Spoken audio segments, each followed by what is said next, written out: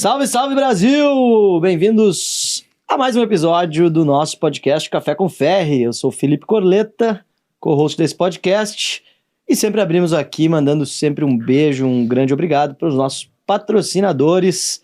Quarta-feira, 19 horas, dia de churrasco. Churrasco é com Minerva Foods, Estância 92, melhores carnes do Brasil pro teu churrasco. Depois deve ter futebol, aí se teu time vai jogar, já prepara um churrasquinho com Minerva Foods para acompanhar este episódio.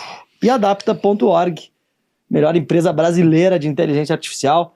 Os caras realmente estão voando e o sistema é incrível, nos ajuda demais aqui na empresa e tenho certeza que pode ajudar a tua. Acesse o link aqui da bio. Antes da gente começar o episódio, Ferri tem um recadinho para vocês. Ferri. Fala, meu povo! Bem-vindos ao Café com Ferri, o podcast que mais cresce no Brasil. Estamos chegando a 1.600.000 inscritos. Não é brincadeira, não. É muito trabalho, muito talento e personalidade, como diria um amigo meu. Quero falar para vocês sobre a tese da minha vida, o efeito T. Por que Tarcísio de Freitas será presidente em 2026? Você pode se inscrever para acompanhar essa tese na descrição. Por 20 meses eu vou te acompanhar e a gente vai ter um grupo exclusivo, o encontro com os maiores líderes da direita, exclusivos. As pesquisas de opinião em primeira mão, debate sobre isso e uma carteira de investimento para você surfar, o que, na minha opinião, vai ser o maior ciclo de alta da Bolsa Brasileira nos últimos 30 anos, porque nos últimos 20 anos nós ficamos parados no tempo, o Brasil não cresceu, e vem aí uma onda de crescimento com Tarcísio de Freitas no efeito T. Se você quer saber mais sobre essa tese, se inscreva aqui. E o valor é apenas para cobrir os custos da nossa operação. É o produto mais barato que a gente já lançou.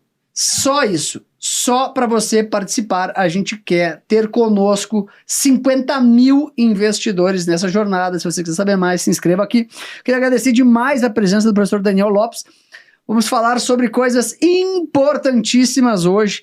E eu começo, depois a gente apresenta o professor aqui, começo perguntando para o professor, a inteligência artificial vai trazer o caos para o mundo? Já está trazendo, né? Para quem já perdeu o emprego. Hoje mesmo eu estava assistindo uma comoção de produtores de cinema e roteiristas lá nos Estados Unidos. Estavam falando, estou há 11 meses sem emprego e tal. E aí eles estão colocando a culpa na inteligência artificial, né? Não sei se é injusto ou não com a inteligência artificial, mas é o argumento que está sendo usado. Então já está... A gente sabe que hoje já boa parte do diagnóstico de imagem na medicina já é feito por inteligência artificial. Trabalho de design gráfico, né? Então, eu acho que vai esquentar daqui para frente. Bill Gates falou final da semana passada que daqui a 10 anos não haverá mais médicos nem professores. Então, vamos ver, né? Bill Gates tem acertado algumas coisas, né? Previu a pandemia em 2015. Então, ele preveu ou ele criou? Então, aí já... no começo da live eu prefiro falar preview, né? E no final a galera pode mudar de opinião, né? Eu não comecei a argumentar ainda, né? Vamos com tudo. Ô professor, você fala bastante sobre geopolítica, né? Sim. E eu queria te perguntar, o nosso último episódio foi com o professor Ock, que é um especialista de geopolítica. Sim. E a gente abriu com a pergunta se o mundo está caminhando para uma terceira guerra mundial. Sim. Na opinião dele, sim. Uhum. Eu queria saber a tua. Concordo. E por quê?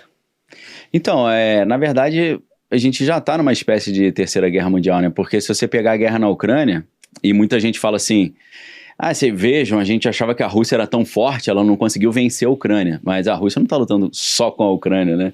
Todo mundo está mandando dinheiro, equipamento, pessoas, inclusive.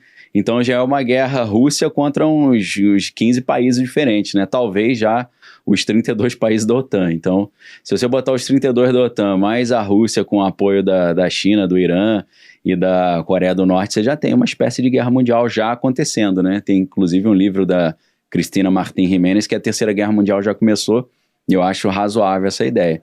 E eu acho que a probabilidade de ter uma guerra também está na avaliação do Boletim dos Cientistas Atômicos, que é uma instituição que foi criada em 1947 para tentar evitar uma Terceira Guerra Mundial, né?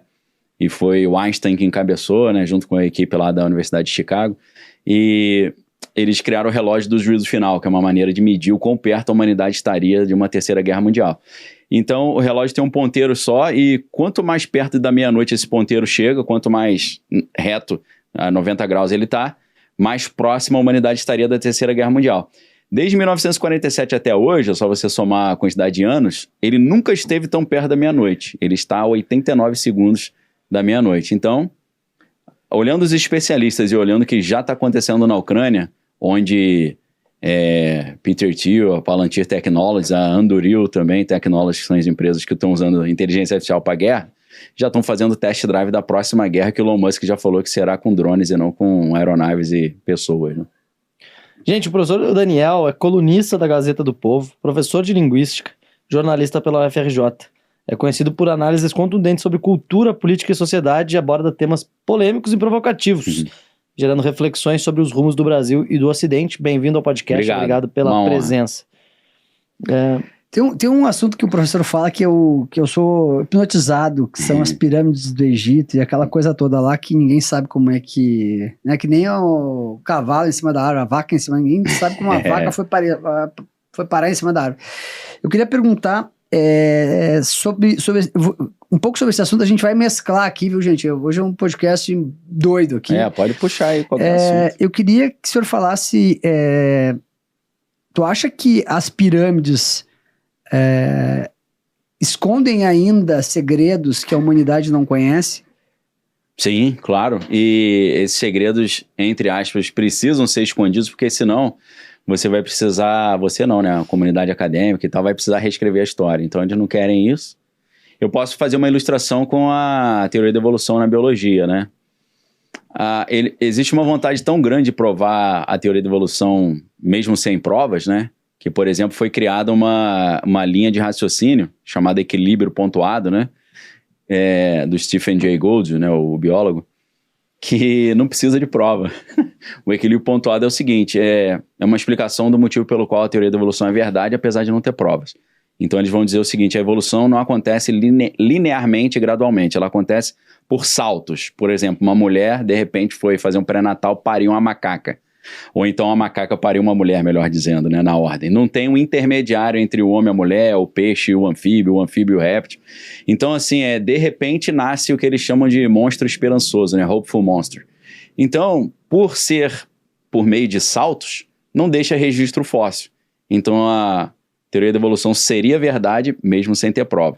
Por quê? Porque se a teoria da evolução não consegue se consolidar, eles vão ter que começar tudo para explicar uma outra ideia. Imagina quantos professores vão perder o emprego, né? E quantos livros terão que ser jogados fora. Eu acho que com a nossa historiografia, principalmente com o mundo antigo, é assim. Se você perceber que o Egito, as estruturas arquitetônicas, não só do Egito, mas como tem nas Américas, inclusive, elas denotam uma engenharia, uma tecnologia que nós não temos hoje ainda, né? Então a gente teria que partir do princípio que em algum momento no passado eles foram mais capazes e mais qualificados em algumas áreas do que a gente. Então isso não bate com a leitura que se tem tradicional da história do homem. Então não há um interesse que isso seja desvendado. Eu creio que essa pesquisa recente que falou que existem colunas de 648 metros abaixo da pirâmide, eu acho que eles nunca vão autorizar uma pesquisa para escavar ali, porque pelo receio de encontrar realmente o que um suposto satélite com um grupo de 3 pesquisadores italianos teria encontrado. Então existe uma questão política também, né? Um jogo de poder ali para justificar uma história que eles querem, mesmo sem prova, provar, ou mesmo sem prova justificar ou confirmar que ela é verdadeira. E quais outros pontos da história, assim, que você acha, cara, isso não faz muito sentido, que você gostaria de destacar aqui? Que você acha que realmente... Quase todos, né? Então, isso vai também de uma interpretação do que é a história como ciência, né? Porque até os anos 20, a história era vista como o relato dos fatos tal como eles aconteceram. Tipo o registro perfeito dos fatos. Na década de 20 surgiu uma linha de pensamento dentro da historiografia que é a escola de Análise. Análise é o nome do grupo lá, do local. E aí você tem um pesquisador, por exemplo, que é o Brodel, e eles defendiam que a história não é o relato exatamente do que aconteceu, é uma uma interpretação sobre o que aconteceu. Então você não tem verdade, você tem opiniões. Então, infelizmente, hoje, né, em 2025, mais de 100 anos depois, tem gente que ainda acha que o historiador falou, ele escreveu, é verdade absoluta, quem contestar é ignorante. Então isso não existe mais. Um exemplo, a participação dos Estados Unidos na Guerra do Vietnã. Para que os Estados Unidos vai se envolver numa guerra lá do outro lado do mundo? Eles precisam de uma justificativa muito bem construída para convencer a população americana a mandar seus filhos para morrer num buraco que eles nem sabem onde é que é, né? E o que eles fizeram então? Eles pegaram uma embarcação, chegaram num golfo chamado Golfo de Tonkin e deixaram a embarcação lá de bobeira. Eles falaram que estava dando uma volta, dando um rolezinho. E aí eles disseram que uma embarcação vietnamita atacou a embarcação americana. E aí falaram, eles nos atacaram, deu a causas belli, né? A causa de entrar na guerra, convenceram o Congresso americano a autorizar o envio de tropas para o Vietnã. Em 2009 a gente ficou sabendo com já o que a gente já sabia, né? Que o famoso incidente do Golfo de Tonkin não aconteceu, foi uma operação de bandeira falsa. Foi uma justificativa mentirosa para eles entrarem nessa guerra. Então, assim, isso é um exemplo, né? Quando você estuda, por exemplo, o caso Irã-Contras também, para mim é o maior red pill que você tem nesse sentido de história, você vai descobrir que os Estados Unidos tinham emitido um embargo contra o Irã, de que ninguém poderia vender armas para o Irã. Só que os próprios americanos estavam vendendo arma para o Irã para poder financiar os Contras na Nicarágua, que eles estavam apoiando um grupo chamado Contras para derrubar o governo comunista na Nicarágua. Então você fala, porra, a história é uma palhaçada então, o mundo é uma brincadeira, esses caras estão de brincadeira com a minha cara. Então assim, eu dei 2 exemplos bem assim, fáceis de provar, né? Qualquer pesquisa aí você acha 100 documentos sobre isso, para mostrar que o negócio é ridículo, né? Se a gente quiser encaixar John Kennedy nessa história também, Lee Harvey Oswald, hoje a gente tem fotos e vídeos dele assistindo o Kennedy passando. Obviamente ele não estava no prédio atirando, e ele já tem essa foto desde 1963, pô. Os caras estão de sacanagem com a gente, então chega uma hora que você fica meio cético, né? É difícil eu, na minha posição hoje, para acreditar numa coisa, tem que dar uma garimpada boa, né? E vi que me ensinaram muita mentira no colégio e na faculdade, né? Ô, professor, aqui no podcast a gente raramente dedica muito tempo a você contar a sua história, enfim. Tá bom. Porque isso é algo que em qualquer podcast você vai encontrar lá, a história do professor dá pra Daniel. recuperar lá, né? Mas conta brevemente. Dá pra contar rapidinho. Como é que foi esse momento? Jornalista, professor de linguística, Sim. Colunista, hoje muito presente nas redes sociais. Sim. Como foi esse crescimento também? Então, dá uma pincelada aí pra gente. Tá. Pra gente ter, Dá pra fazer um warp speed aí, tranquilo. Então, eu sempre gostei muito do conhecimento, né? Minha mãe me colocava pra ver documentário da Discovery Channel e tal, via muito coisa do Egito, pirâmide, né? Jacques Cousteau, exploração marítima. Então, eu sempre fui curioso, mas eu não tinha costume de ler nada. Eu tinha uma biblioteca em casa, que minha mãe herdou de uma tia dela, mas a gente não tinha muito costume de ler. Eu queria fazer medicina, aí fiz vestibular 3 anos para medicina, não passei, mas aí no mesmo ano que eu fiz para medicina, eu fiz para jornalismo e produção cultural. Passei para jornalismo na Federal do Rio de Janeiro e produção cultural na Federal Fluminense, mas não passei para medicina, que tinha feito na Unirio. E aí fui estudar jornalismo, né? E aí eu pensei, cara, eu não leio jornal, eu não leio livro, como é que eu vou ser jornalista? Eu comecei a ficar preocupado com isso. E aí um dia eu estava indo para a faculdade, eu olhei a estante assim na minha casa, né? Eu olhei vários livros lá. Aí eu olhei um livro de contos. Falei, contos do Charles Dickens. Pô, conto é menorzinho, vai dar para... É um bom começo, né? Aí fui para a faculdade, e Rio de Janeiro, né? 680 graus Celsius, né? No verão, ar-condicionado no máximo. E, por incrível, as histórias que eu lia falavam sobre o inverno londrino, né? Então eu comecei a me transportar para dentro da história, porque apesar de eu estar no Rio de Janeiro, o ar-condicionado da biblioteca era muito forte, então eu comecei a viajar ali na leitura, e isso me deu uma guinada. Eu fiquei fisgado, apaixonado pela leitura, e aí concluí minha faculdade de jornalismo, só que eu já estava mais interessado nos idiomas e na linguagem, né? E eu acabei traçando assim, uma jornada parecida com um dos maiores linguistas do mundo, que depois virou um dos maiores analistas geopolíticos do mundo, que é o Noam Chomsky, né? Que o Chomsky, eu estudei na linguística, né? Fiz mestrado, doutorado em linguística, depois da graduação em jornalismo. Depois fiz uma licenciatura em letras, depois fiz bacharel em teologia também. Mas eu creio que dependendo da maneira como você estuda a linguística, você começa a ver os jogos de poder dentro da linguagem, ou seja, o texto e a fala usado para convencer, para dominar, para manipular. Então, eu acho que boa parte do estudo da linguística vai acabar te levando para os jogos de poder. Então, é por isso que alguns linguistas, eles saem da linguística e desembocam na geopolítica. Foi isso que aconteceu comigo. Meu canal no YouTube é de 2006, então ano que vem vai fazer 20 anos. Eu sempre me interessei por novas tecnologias também, né? E eu estava fazendo pesquisas no mestrado relacionadas a redes sociais, então o meu Twitter, né, antigo Twitter é de 2007, meu YouTube é de 2006, então estou quase 20 anos tentando vários formatos ali, e a galera fala, pô, você fez sucesso de repente, né? Eu falo, demorou 20 anos só. Então, assim, eu comecei nas redes sociais assim também, porque desde o início, eu não vou dizer que eu sou um early adopter, né, aquele cara que qualquer nova tecnologia que aparece você já mergulha nela, mas a ideia dos vídeos online e o microblog, né, o microblog do Twitter foram duas coisas que eu peguei desde o início e tô atuando nisso já há tanto tempo. E como que esse conhecimento de linguagem impacta a sua rede social e a rede social em geral, assim? Sim. O que é importante de saber e tal, quem quer se posicionar na rede social, quem quer se comunicar que é bem. importante o cara saber para atuar ali? Então, é claro que, por exemplo, envolve comércio, né? Rede social você está tentando convencer de um produto. Então, você estuda uma fórmula do lançamento lá, né? Eu estou falando mais do Jeff Walker, que eu acho o trabalho dele mais interessante.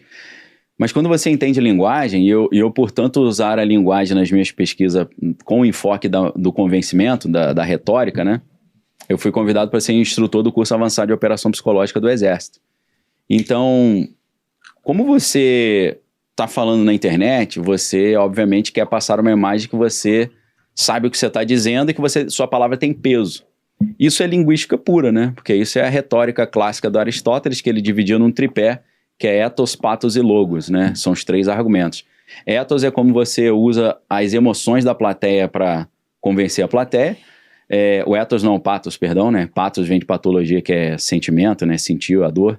Ethos é como você, na condição de locutor, você investe na sua imagem, e essa imagem não é só o teu cabelo, a barba e a roupa, é a maneira como você se coloca também, e não só linguagem visual, mas também a linguagem falada, né? Essa imagem que você constrói de si mesmo, porque se eu chego falando com você as pedras, se eu falo assim, a minha imagem, através da minha linguagem, esse cara é um lixo, um analfabeto.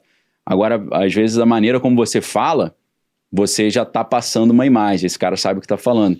Só que se você for muito formal também, você deixa de alcançar outras pessoas. Então eu tento sempre dar uma descalibrada, fazer umas brincadeiras e tal. Então entender a linguagem, principalmente a parte da retórica, que é o convencimento, é fundamental até para você se lançar como um especialista, lançar um business, ter uma palavra que persuade, convence. Então assim, com o tempo restrito que a gente tem, né? Não dá pra gente fazer um seminário de 6 meses aqui, daria para ficar muito tempo falando da importância da linguagem para as redes sociais. Mas essa parte já ajuda muito, você entender como é que a linguagem funciona, e a minha linha da linguagem, que é a análise de discurso, ela ao mesmo tempo envolve uma filosofia da linguagem, mas ela envolve também psicologia social. Então você acaba estudando linguagem relacionada à psicologia das massas. Então isso é muito legal também, ajuda muito. Professor, o senhor é pastor também, Também. Né? Há quanto tempo? Já há 12 anos. Eu queria entrar nesse assunto. A gente vai falar de muitos assuntos aqui hoje. Tá bom. A Bíblia, realmente ela prevê os acontecimentos, os eventos que estão acontecendo, tipo aquecimento global, pandemia. Queria que o senhor falasse um pouco sobre isso. Legal. Um pouco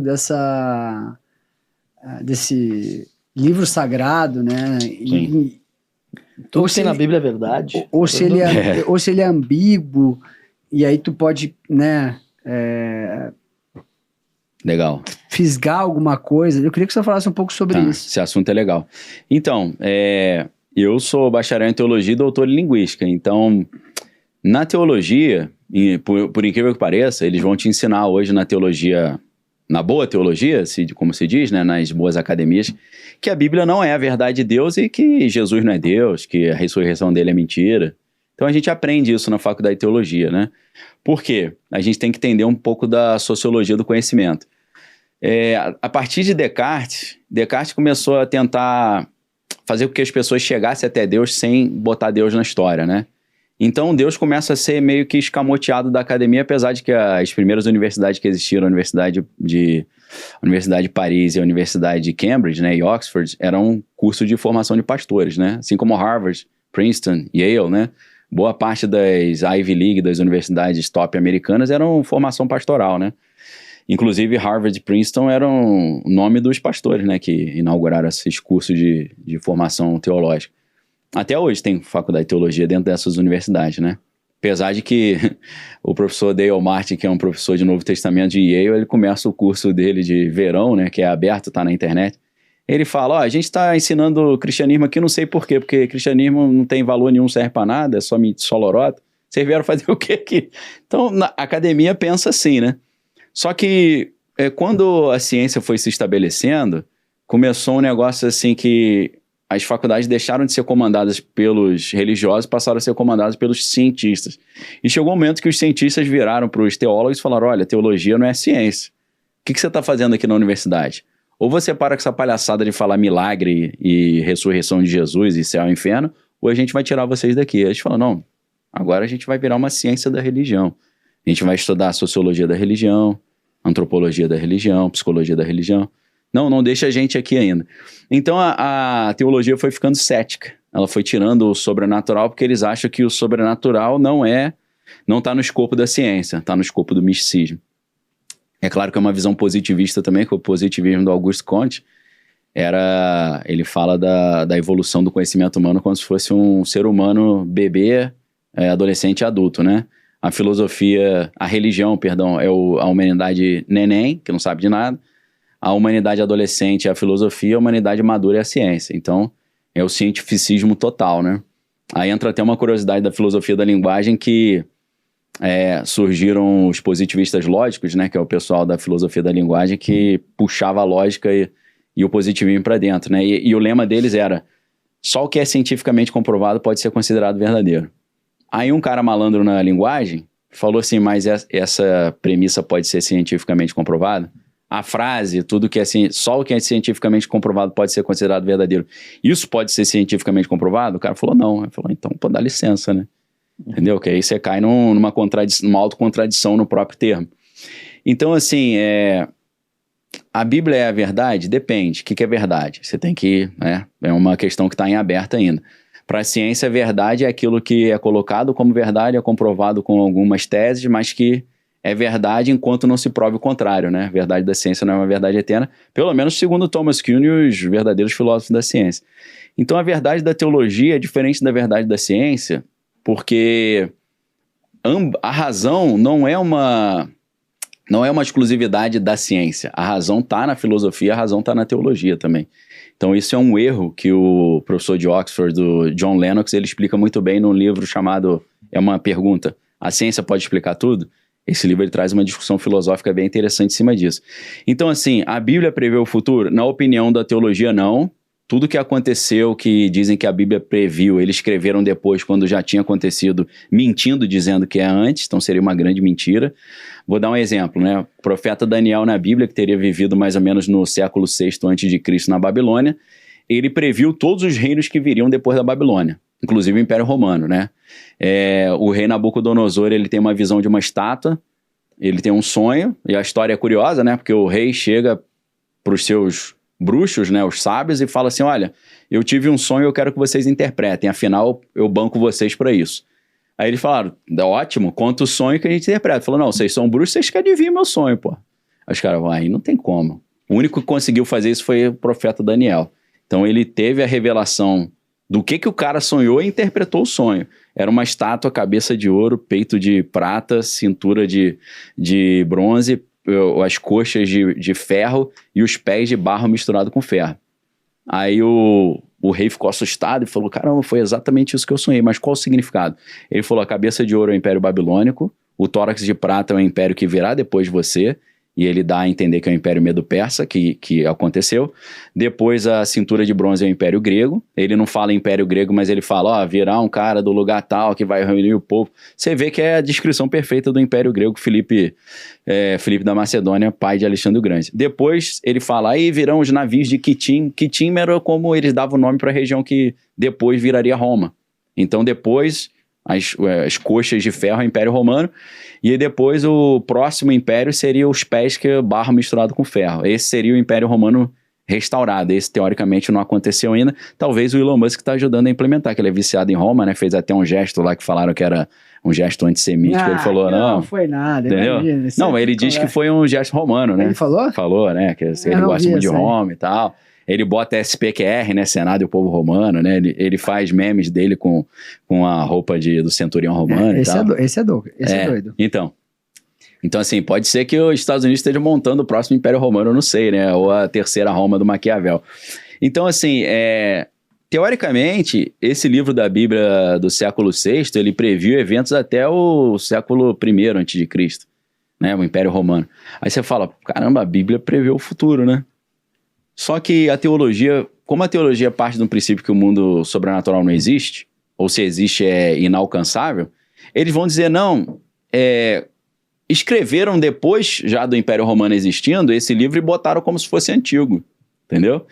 Então, assim, se você me perguntar, Daniel, qual é a sua opinião? Eu tenho um argumento filosófico, teológico e racional, científico, inclusive, para crer que o mundo espiritual é real, milagre existe, porque não apenas eu tenho argumentos a favor disso, mas eu vejo isso também, desde a minha infância, né? Premonição, saber o futuro, identificar coisas, né? Falar coisas antes delas acontecerem, cura sobrenatural, a pessoa cega enxergar, já vi isso já algumas vezes. Não é que o cara tem um olho normal, sabe? O cara, aquele olho todo branco, ou azulado, o olho fica bom na hora, eu já vi isso. Então eu sei que a ciência, ela trabalha dentro de um quadrado ali, e ela quer dizer que o que está fora do quadrado não existe, né? O que a boa ciência não chancela, né? Porque aí é uma outra discussão filosófica, né? O filósofo Immanuel Kant, quando começa a surgir a ciência já começa, né? Os empiristas, né? Como era conhecido, eles começam a falar que Deus não existe, isso é palhaçada. E aí ele cria um livro chamado A Crítica da Razão Pura, onde ele fala o seguinte, ó, a ciência só pode estudar o que é observável e previsível e testável. Como a beleza, a justiça, a ética e Deus não são passíveis de serem estudados assim, estão fora do escopo da ciência. Então Deus não é uma coisa que pode ser estudada pela ciência. Então ele, por um lado, ele salva a teologia, mas por outro lado ele mata também, porque ele coloca a teologia como algo não científico. Então ele arrumou uma solução e um problema ao mesmo tempo. A partir dali você começa a entender que realmente, pela filosofia da ciência, a ciência não pode explicar tudo. Ela só pode dar conta Você não pode fazer um experimento científico e falar isso aqui é justo. Isso é uma discussão que é da filosofia, uma discussão filosófica, que vai usar a razão, mas não vai usar a metodologia do processo indutivo da ciência. Então, assim, a Bíblia prevê o futuro, prevê muitas... eu vejo a inteligência artificial dentro da Bíblia, já no livro do Apocalipse, diz que o anticristo ele vai ter uma estátua, essa estátua vai ter vida própria e ela vai decidir quem vive e quem morre, e vai se mexer. Então parece uma coisa meio cibernética, né? A Bíblia fala que no final dos tempos os reis da terra vão se esconder embaixo de montanhas, em cavernas. Você vê esse negócio de bunker que a gente está vendo toda hora, entre outras coisas, né? Então eu creio que a Bíblia prevê o futuro, sim, e tem base, e isso pode ser estudado sem piração, estudado com rigor. Vou fazer um gancho aqui, falando nisso, por que os bilionários estão fazendo bunkers subterrâneos? O Elon Musk responde isso, porque é a mesma pergunta quando faz, por que você está querendo ir para Marte? É a mesma ideia. O que ele responde, né? Eu gastei um glúteo aí sentado estudando isso. Ele dá respostas diferentes. Uma das respostas teve Primeira Guerra Mundial, teve Segunda, provavelmente vai ter a Terceira. Só que na Terceira vai ser diferente, porque a gente tem outros tipos de equipamentos. A probabilidade de uma Terceira Guerra Mundial desolar o planeta Terra e impedir a continuação da vida aqui é considerável, né? Veja o que o Boletim de Cientistas Atômicos está falando. Então ele diz o seguinte, antes da gente ter a Terceira Guerra Mundial, que segundo ele está falando é provável, a gente tem que ter uma colônia fora. E não pode ser na Lua, porque não apenas daqui da Terra você pode jogar bombas atômicas na Lua, mas através das armas que estão no espaço que o próprio Elon Musk manda com a SpaceX para a Space Force, você consegue bombardear a Lua com muita facilidade. Então ele fala, não dá para ser na Lua, tem que ser mais longe. para garantir que vai valer a pena, né? E ele já falou que para você montar uma colônia na Lua, você precisa de 1 milhão de pessoas e 100 milhões de toneladas de material transportado para lá. Então é complicado.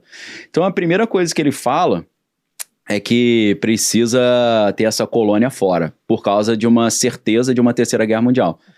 Justificaria bunkers também. Talvez esses caras estão sabendo alguma coisa.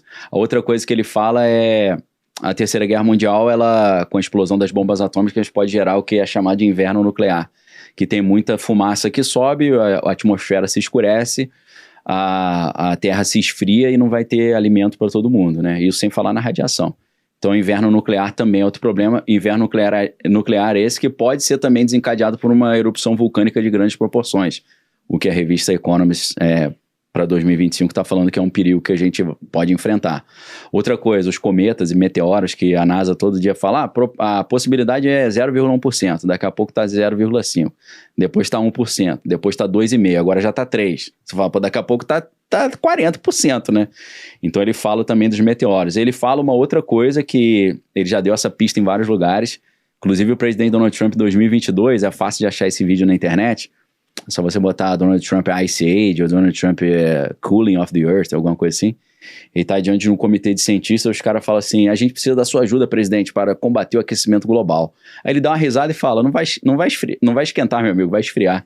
Aí o cara fala assim, eu gostaria que os dados da ciência comprovassem a sua tese. Ele falou, esses dados a ciência não conhece. Aí você fala, Donald Trump é um cara maluco, né? Só que Elon Musk fala a mesma coisa. Em alguns podcasts, entrevistas, ele fala que a gente está entrando numa era glacial. Aí então, era glacial? Né? Como assim? Aí ele fala, se você pesquisar sobre as mini-eras glaciais ou sobre as extinções recentes, você vai ver que existem ocasiões, como é o caso do Dryas recente, né, que é um estudo bem específico ali de geologia, que a Terra resfriou muito rápido. E aí ele diz, como é que isso acontece? Primeiro a Terra aquece, aí derrete as geleiras. As geleiras derretendo mandam água doce e mais fria para o mar. O mar esfria muito e fica mais doce. Isso gera um resfriamento do planeta Terra.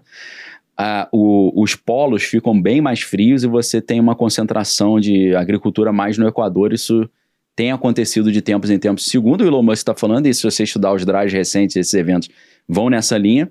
Isso tem a ver com a disrupção das correntes do Atlântico, né? Que é uma sigla em inglês que é AMOC, né? É Atlantic, não sei o que, é Ocean Disruption, um negócio assim. Então, a disrupção da AMOC, ou dessas correntes do Atlântico, também poderia gerar um resfriamento. Simulações apontam que o próprio Brasil pode ter 60% da sua agricultura comprometida com essa disrupção das correntes do Atlântico. Uma matéria recente da Nature Communication colocou a possibilidade disso acontecer entre agora até 2100. Aí você fala, pô, uma estimativa grande, né? Algumas estimativas nesse estudo específico, se você botar a Mock Nature, você vai achar esse artigo acadêmico, dizem que os efeitos podem começar neste ano 2025. E a pesquisa é de 2022. Então, por que os bilionários estão fazendo isso? Medo de um resfriamento global que vai gerar escassez de alimento, ou medo de um escurecimento da atmosfera que também pode gerar isso, ou terceira guerra mundial. Eles já devem, né, com esses dados todos aí, devem estar bem ciente que pela estatística é possível que isso aconteça. É possível que há interesse que aconteça também, né? Eu creio, pelo que a gente está vendo, né? A própria guerra na Ucrânia foi um negócio altamente evitável, mas propositalmente feito, né? Ô, professor, deixa eu fazer uma pergunta aqui, tá aqui na pauta, que eu achei maravilhosa a pauta. A pauta dos meus editores. Editores! E é realmente essa. Eu tava lendo as perguntas aqui na pauta. Eu não tinha lido todas ainda. Mas essa aqui é realmente uma coisa que eu acredito. É ter de Varginha? Não. A vida de Elon Musk é realmente controlada por forças do além da sua própria vontade, conforme rumores sobre sua babá Rosemary. Eu acredito que o cara seja um ET, porque não faz nenhum sentido. Ele diz que né? E fica rindo, né? Eu sou um ET, mas ninguém acredita. Aí dá uma risada. É o Jordan Peterson, não achei graça, não. Eu, do auge da minha ignorância, me parece que... O cara não é normal. O que é essa história da história da babá? Eu nunca vi. Não, mas cara... Babá que cuidou do bebê de Rosemary. Falando sério. Falando sério. Ele pode ser um enhanced, né? Por tudo que tu viu às vezes ele tem implante. Vividos 32 anos, tu acha que esse cara é humano? Falando sério. Eu acho que ele é um extraterrestre. Não, falando sério. Tu acha que esse cara é humano? Acho que sim, cara. Ele tá dando pinta, né, de que não é, né? Não sei se esse cara é, porque realmente ele é É fora do normal, né? muito, É excepcional, né? muito. É. Alguma coisa diferente tem ali, né? Conta dessa história da babá Rosemary. Só lembrando uma história, né? O pai dele, com quem ele tem muito problema, né? O Elon Musk. O Elon Musk agora tá dando várias entrevistas, né? Em podcast e tal. E ele falou que quando o Elon Musk tinha uns 6 anos, a professora chamou no colégio e ele falou, ih, rapaz, será que ele bateu em alguém? Aí a professora falou pra ele, ó, me desculpa, mas seu filho é retardado. Às vezes acontece com gênio, né? Mas o Walter Isaacson, que fez a biografia dele, disse que o QI dele não é tão alto assim como a galera acha, não. E o pessoal pensa, deve ser 200, né? 170. Einstein tinha 160. Ele falou, acho que não passa dos 110, não. Então, tem algo além, não é só QI, tem outra coisa ali. Essa história da babá é assim, altamente surreal, uma coisa muito insana. Mas assim, do jeito que o mundo tá estranho também, né? A gente tem coisa que eu não duvido mais. A mulher se chama Rosemary, né? Rosemary. E ela é de São Francisco, na Califórnia. Ela foi criada... A mãe não era uma pessoa da elite, mas a mãe queria ascender socialmente, então ela começou a tentar se infiltrar na elite e ela acabou tendo uma certa entrada na elite. Lembrando, para todo mundo que está escutando, eu estou falando o que a babá disse, não o que eu acho que é verdade, nem o que eu acredito, tá? A gente está na sessão resumindo a loucura da tia Rosemary, beleza? Porque o cara fala, olha as besteiras que o Daniel fala. Pelo amor de Deus, foi ela que falou, né? Como eu sei que no Brasil só 8% das pessoas são capazes de ler um texto e entender, eu já te dou esse aviso. Por favor, faça um esforço para entender o que eu tô falando. Ela disse que a sua mãe organizava quase que um esquema. A mãe dela era meio garota de programa, e ela... A mãe da Rosemary. Da Rosemary, e era a maneira como ela servia a elite de São Francisco, na Califórnia. Ela se vendia e vendia a filha também. Inclusive, chegou um momento que ela fez um leilão da filha, quando a filha tinha uns 12 anos. Só que aí, quem que chegou lá para salvá-la? A May Musk, a mãe do Elon Musk. Fala, pô, mas em São Francisco, na Califórnia, e não são da África do Sul? Então, isso é um grande problema, né? Porque o Joshua Hadelman, que é o avô materno do Musk, pai da May Musk, ele nasceu nos Estados Unidos, foi morar no Canadá, foi preso por causa do envolvimento do movimento tecnocrático. Depois ele passou pro movimento do Partido do Crédito Social. Depois, quando ele viu que tinha negócio de apartheid na África do Sul, ele achou maneiro. ele foi pra lá por causa disso, que o cara foi acusado de ter associação com esse tipo de eugenia. E aí eles foram pra África do Sul. Então, eles têm origem americana, canadense e sul-africana. Segundo a Rosemary diz, nesses depoimentos altamente loucos, ela fala que a mãe do Elon Musk a salvou. Falou, não, você não vai ser vendida pra ninguém. Eu vou te comprar para você cuidar do meu filho. E ela é um pouco mais velha que o Elon Musk, né? Por exemplo, ela tinha 14 e o Elon Musk tinha 10. Assim, uma diferença pequena, né? Mas era realmente o babá dele. Ela diz que é. Eu nunca vi o Elon Musk falando sobre isso. Provavelmente ele vai falar, isso é palhaçada, essa mulher quer aparecer, né? Eu acho. Então, assim, tô dizendo que circula na internet e as entrevistas que eu tive que ver com ela, né? Não são poucas, não, e não são curtas, né?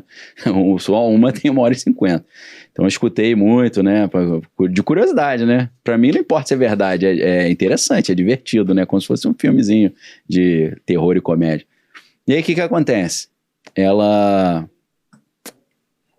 como a mãe ficava muito fora, ela morava com a tia, né? Então ela tinha muita relação com a tia, ela ia lá, cuidava do Musk, e por incrível que pareça, ela conta uma história estranha sobre o Musk. Várias, né? Vou começar em ordem crescente.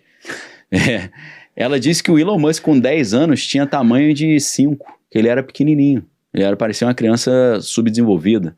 Hoje o cara tem 1,90 m, né? Ele é uma pessoa grande.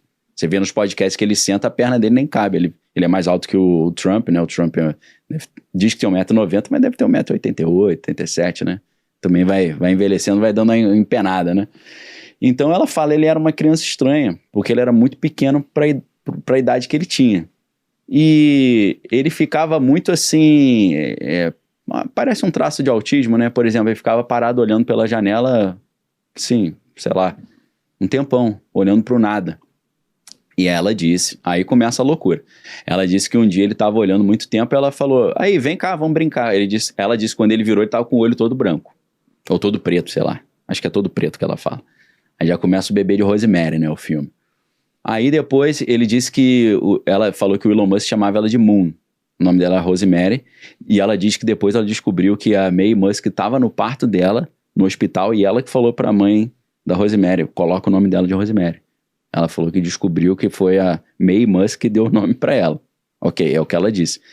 E aí, ela falou que um dia o Elon Musk, pequenininho, 10 anos, mas com tamanho de 5, tava no quarto dele brincando.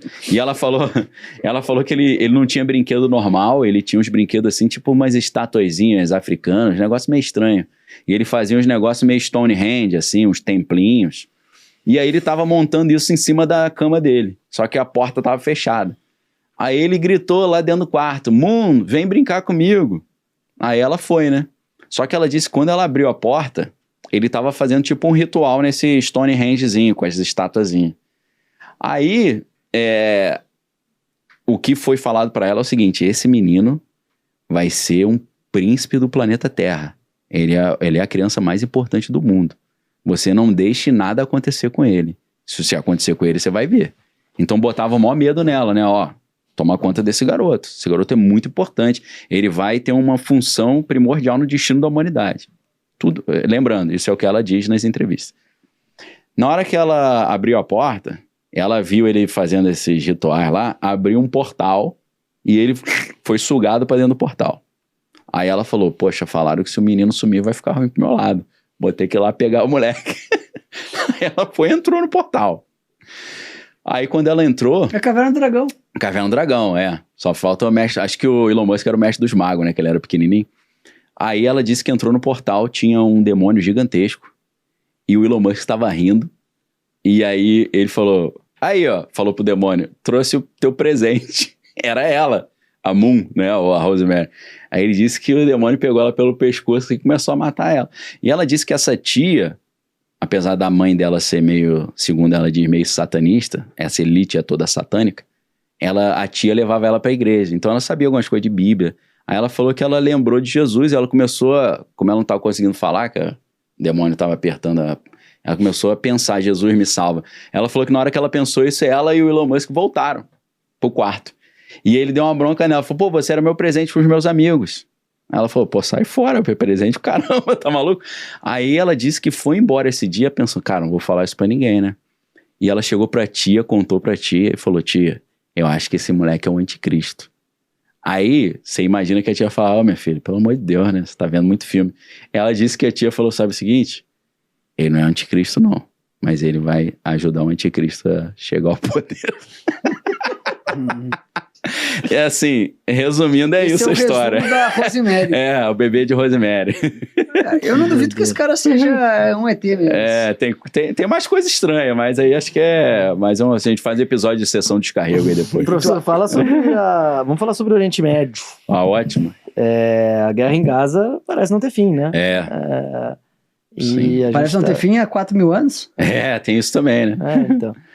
O que tu tem a acrescentar aí pra essa história? O que tu acha que o pessoal não tá vendo? Eu vou contar uns dados interessantes que eu não vi nenhum desses especialistas de geopolítica contar. No dia 10 de setembro de 2000... lembrando, o evento... Né, o catalisador acontece dia 7 de outubro de 2023, foi aquela ofensiva do Hamas, né? Contra aquela festa rave que estava acontecendo lá. Isso foi dia 7 de outubro, o evento. Mas os fatos que antecederam são interessantes. Primeiro, no ano 2000, descobriram uma das maiores reservas de gás natural do mundo no litoral de Gaza, chamado Gaza Marine, ou traduzindo para português, a Marinha de Gaza, ano 2000. Nos anos 2010, eles começaram a querer explorar essa reserva de gás natural de alguma forma, né? Até que algumas empresas americanas conseguiram autorização para começar a explorar essa reserva. Só que aí, como ficava na linha da faixa de Gaza, o Hamas mandava mísseis para cima das plataformas que estavam explorando o gás. E aí eles interromperam a exploração de gás, e falaram, olha, tem que pacificar esse negócio aí de Gaza aí. Então essa ideia de pacificar Gaza tem que estar na mente aqui agora. Isso tudo é documentado com matérias, porque eu não estou na minha mão e não me programei para mostrar. Mas quem acompanha o meu canal viu tudo lá que eu botei todas as notícias. Então, no dia... Eu preciso até voltar um pouquinho, eu pulei uma parte, né? 2000 eles encontram essa reserva de petróleo, que é a Gaza Marine. 2000, acho que 23 de fevereiro de 2022 começa a guerra na Ucrânia. Ou começa não, né? Começou em 2002, né? Mas Sim. 2013 teve a Praça Maidan e tal. Tá uma dança das cadeiras na Ucrânia, né? Entra um presidente amigo dos Estados Unidos, aí a Rússia tira. Aí entra o presidente amigo da Rússia, os Estados Unidos tira e tá nessa. Zelensky, que teoricamente é amigo dos Estados Unidos. Quando a Rússia invadiu a Ucrânia, primeira coisa que o Biden fez, vocês podem pesquisar isso, foi cancelamos o Nord Stream 2, que são os gasodutos que saem de São Petersburgo, passam pelo Mar Báltico e chegam na Alemanha. Então era uma parceria Alemanha-Rússia. O Donald Trump já tinha imposto sanções contra as empresas alemãs, falando, se vocês fecharem esse negócio, serão sancionados, e ele sancionou. As empresas falaram, tô fora, eu não vou virar uma empresa sancionada. Então o gasoduto estava lá, tinha gás pra caramba dentro do gasoduto, mas ele não estava funcionando, porque houve sanções americanas. Então o projeto já estava interrompido. Com Biden, quando o Putin decide invadir a Ucrânia, ele fala, ó, acabou essa história de Nord Stream, não existe mais, vocês esqueçam isso. É claro que se você tira o fornecimento de gás natural da Rússia para a Europa fica numa escassez terrível, né? Aí a pergunta que é, quem será o substituto? E aí no dia 14 de julho de 2022, tá? A gente tem que entender a sequência. Houve uma reunião entre a ministra da Energia de Israel, o ministro da Energia do Egito e a Ursula von der Leyen, que é a líder da União Europeia. Qual que era o projeto? Israel seria o novo fornecedor de gás natural para a Europa. Mas como é que eles fariam isso? Seria retirado da Gaza Marine, da Marinha de Gaza, o gás natural, seria enviado para o Egito para refinar e o Egito mandaria para a Europa de barco. Ok? Só que aí, o que acontece? Para você fazer, você precisa pacificar Gaza. Não tem como fazer isso com Gaza, com Hamas lá dentro. Aí no dia 10 de setembro de 2023, foi criado um grupo chamado IMEEC, India, Middle East, Europe Economic Corridor. Corredor Econômico Índia e Oriente Médio. Que seria o corredor econômico que ia viabilizar esse fornecimento de gás para a Europa, através da Marinha de Gaza, saindo da Índia, novas rotas comerciais para competir com a nova rota da seda chinesa. Dia 10 de setembro foi inaugurado, isso é fácil de você verificar. Você vai ver lá IMEC, né, o IMEC, não o computador, mas o grupo, né? India, Middle East, Europe Economic Corridor, né? São 3 E's, né? IMEEC. Nunca ouvi ninguém falar nisso, mas é tão importante isso que o grupo foi inaugurado dia 10 de setembro. No dia 20 de setembro, Benjamin Netanyahu saiu de Israel, foi até a Casa Branca e fez uma reunião com Biden sobre isso. Essa reunião, a gente tem uma parte do que foi falado porque está no site da Casa Branca. Se você botar WH, que é White House, e botar Netanyahu, Biden, IMEC, Natural Gas, você vai ver isso. Então tá no site da Casa Branca a reunião. A reunião vai falar, precisamos pacificar a faixa de Gaza para poder explorar o gás natural, para a gente poder fazer o IMEC rodar, para competir com a rota da seda chinesa, para enfraquecer o Irã também e tal, periri pororó. Me parece que ele apresentou o projeto pro Biden e o Biden deu um ok, falou, cai para dentro que eu tô junto. Então, com esse ok do Biden, 2 dias depois, o Benjamin Netanyahu apresenta esse projeto para a Assembleia Geral das Nações Unidas, em Nova York. O vídeo é muito fácil de achar, onde ele fala sobre o New Middle East Map, o novo mapa do Oriente Médio. E aí ele pega um mapa escrito New Middle East Map e ele traça com uma caneta uma linha que sai da Índia, passa por a faixa de Gaza e Israel e chega até a Europa. E ele fala, essa vai ser a nova rota comercial, só que a gente precisa redesenhar o Oriente Médio. Na hora que ele mostrou o mapa, alguns caras pró-palestinos começaram a reclamar. O vídeo tá aí para quem quiser assistir. Por que eles reclamaram? Porque nesse novo mapa, do novo Oriente Médio, não tinha a Cisjordânia nem a faixa de Gaza. não tinha Palestina. Os caras falavam, ué, esse novo mapa não tem Palestina, não? E aí os críticos começaram a falar, peraí, esse novo mapa do Oriente Médio prevê a extinção da faixa de Gaza. Não tem mais faixa de Gaza. Por isso que desde o início eu tô falando, amigos, o projeto é para não existir mais faixa de Gaza. Vocês não têm ideia. Ah, como é que não vai existir? Vão matar todo mundo? Não, e vão deslocar as pessoas para outro lugar. Para onde? Não sei, para Irlanda. O Egito não quer saber desses caras que eles sabem que o Hamas é problema. Ou então mandaram, vai pro meio do deserto do Negev, lá no meio do nada, ficar lá no deserto. Então eu já sabia que o projeto era esse. Ok. No dia 2 de outubro, 5 dias antes do dia 7, várias empresas começam a shortear empresas israelenses.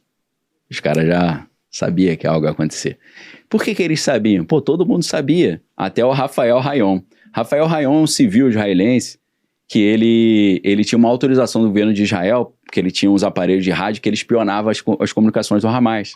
E ele tá falando desde o início de 2023 que os caras iam atacar ali o sul de Israel. Só que os caras... Por que eles iam atacar? Lembrando que a ofensiva que o Hamas fez se chamou... Eles deram o nome de Al-Aqsa Flood. Operation Al-Aqsa Flood, ou seja, Operação Inundação de Al-Aqsa. Al-Aqsa é o nome da mesquita que tem lá em Jerusalém, no antigo Monte do Templo, onde tem a mesquita de Al-Aqsa e o Domo da Rocha. E pra galera que não sabe, né, Israel tem o seu país desde 48, mas o local onde está Jerusalém faz parte da Cisjordânia, não é parte de Israel. Quem controla ali, Israel faz só uma segurança, mas não é dos israelenses. Então o que aconteceu? No início do ano de 2023, o governo de Israel começou a atrapalhar os caras de subirem o monte para orar lá na mesquita. Então começou um movimento, vamos defender a mesquita de Al-Aqsa. Se você olha o que o Hamas disse, eles falaram que eles fizeram esse ataque para defender a mesquita. Então a mesquita está envolvida nisso, ou seja, tem uma causa anterior para esse ataque. O Rafael Hayon já sabia que eles estavam programando esse ataque desde o início do ano, porque ele ouviu as conversas, ele avisou o governo israelense, isso está no Jerusalem Post, está no The Times of Israel, está no Haaretz, todos esses jornais importantes de Israel. Muito depois, né? Antes eles não falaram. O governo de Israel retirou a licença do Rafael Hayon para fazer essas investigações. Ele falou, pô, eu tô te avisando que vai acontecer um ataque, você tirou meus equipamentos, minha licença? Aconteceu o ataque, aí eles devolveram os equipamentos e falaram, pô, ajuda a gente. Ele falou, agora não, perdi 36 amigos, agora eu não ajudo mais também, problema de vocês. Então, a galera shorteou ações de Israel, eles já sabiam, igual shortearam ações de DJT, dono da Trump Media Company também, na véspera do atentado, dia 13 de julho do ano passado, né? A galera também sabia, né? Uma empresa grande, vinculada a BlackRock. Os caras sabiam, se o Trump morresse, a DJT ia pro buraco. Então, muita gente shorteou que eles sabiam que algo ia acontecer. Então, o que está em jogo nisso aí? Um plano para pacificar Gaza, para poder explorar o gás natural que está ali e resolver esse problema que está há muitos anos já acontecendo. Hoje, o Trump está falando até de fazer condomínios ali, né? Fazer um resort, né? Então... Estacionamento. O Jared Kushner já falava isso. Uma vez uma entrevista de 2022, ele falava, para mim a solução de Gaza é tirar todo mundo ali e fazer uns resorts. O lugar é maravilhoso, o lugar é lindo. Né? E o pessoal o Kushner também é do mercado imobiliário, igual o Trump, então, para mim é um plano antigo, que já está rodando há muito tempo. Se você pensar no general Wesley Clark, que em 2002 ele falou que os Estados Unidos, o plano era derrubar 5 nações em 7 anos, né? Ou 7 nações em 5 anos, que envolvia principalmente o Irã. Então o que eu acho que está acontecendo é que os Estados Unidos estão se preparando para um conflito aberto com a China, mas antes deles brigarem com a China, eles precisam tirar a Rússia e o Irã de cena para não ter ninguém para ajudar a China, né? Então a Rússia, eles já deixaram a Rússia numa situação desagradável lá com a guerra na Ucrânia, e agora eles estão deixando o Irã também numa situação complicada, porque eles estão tendo que apoiar os Houthis, o Hezbollah no Líbano, as forças na Síria, o Hamas, então tá uma confusão do caramba, né? Então é por isso que não terminou ainda. Aquilo ali teoricamente vai terminar quando eles terminarem de tirar a população palestina ali da faixa de Gaza, o que é um negócio difícil, né, complicado, vai dar um quiprocó. Porém, vou falar um último detalhe, desde 1983 que o Trump aparece publicamente na mídia falando que ele é o cara que vai trazer paz para o conflito Israel-Palestina. Então isso não é de hoje, o Trump tem esse plano há muito tempo. e ele diz que ele vai trazer paz para aquela região. Ele fez um test drive com isso, com os acordos de Abraão, que o Jared Kushner ajudou a costurar, e agora eles estão querendo fazer os acordos de Ciro, que vai envolver derrubar o governo dos Ayatollahs na Síria e restaurar a dinastia do Shah Reza Pahlavi, né? Então, parece que o Donald Trump está se preparando para ganhar o Nobel da Paz, colocando paz em Gaza e no Irã também. Então, vamos ver, né? Mas eu acho que é uma paz que vai durar pouco tempo. Depois, para mim, vai ter uma simulação de Terceira Guerra Mundial até com a arma atômica. Tu acha que a vitória do Trump, ela... Desculpa a resposta longa aí, mas fiquei até com dor de cabeça para tentar enxugar. É complexo, é complexo. Tu acha que a vitória do Trump ela acelerou ou desacelerou esse movimento de Terceira Guerra Mundial? Vai desacelerar no começo e vai acelerar depois. Porque ele vai estabelecer um acordo de paz, eles vão reconstruir o templo, provavelmente ele vai fazer a solução de 2 estados, ele vai dar um estado para os palestinos em algum lugar que não seja a faixa de Gaza.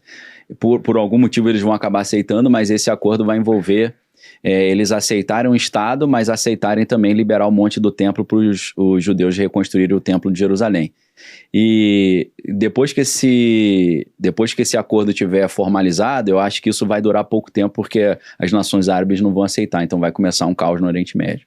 Então vai ser uma paz no início para um caos depois, eu acho. Tô dando um pitaco pelo que eu tô olhando. Mas não é meio sem solução esse conflito, porque esse negócio tá 4 anos, ninguém consegue resolver. Não, é sem solução.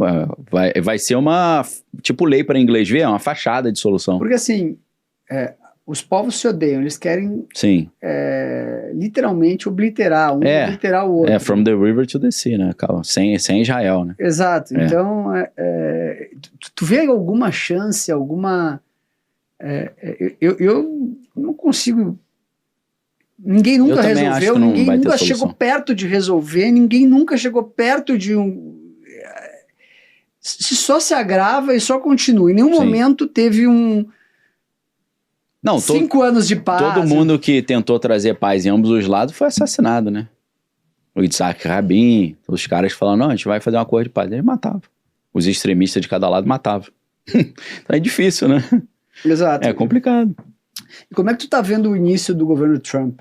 Tu acha que essas tarifas todas, né? Hoje até inclusive ele vai divulgar as tarifas, mas elas vão trazer tinha esquecido que era hoje a tarifa recíproca. Vão colocar os Estados Unidos numa recessão, na tua opinião? De propósito, Howard Lutnick já falou isso. É proposital. Tu acha que o Trump, a política, o Trump quer colocar os Estados Unidos numa recessão? Quer colocar e tem que ser rápido, para poder botar a culpa no governo anterior, na gestão Biden-Harris. Por que eles querem botar numa recessão? Esse semestre eles vão ter que pagar 7 trilhões de dívida, né? E, na verdade, eles não vão pagar, eles vão refinanciar. Só que para refinanciar com os juros que eles têm agora, fica muito caro. Então ele já pediu para o Jerome Powell, que é o diretor do Banco Central, abaixar os juros. Ele falou, não vou abaixar os juros porque não tem cenário para isso. Ele falou, tá bom, então a gente vai meter um cenário que você vai ter que baixar os juros, que é um cenário de recessão. Como é que ele vai fazer isso? Com volatilidade, incerteza, o que acontece? Esse negócio de tarifa para cá, e aí vai cair a economia, não vai ter comércio, vai ter inflação, vai ter um caos na logística, o Fear and Greed Index lá no alto, né, o VIX, a galera preocupada. O que acontece? O pessoal tira dinheiro da bolsa e coloca no título, né? Então a bolsa vai caindo. A bolsa caindo e ele demitindo um monte de gente lá, com o Musk no Departamento de Eficiência Governamental, já demitiram mais de 100 mil funcionários públicos.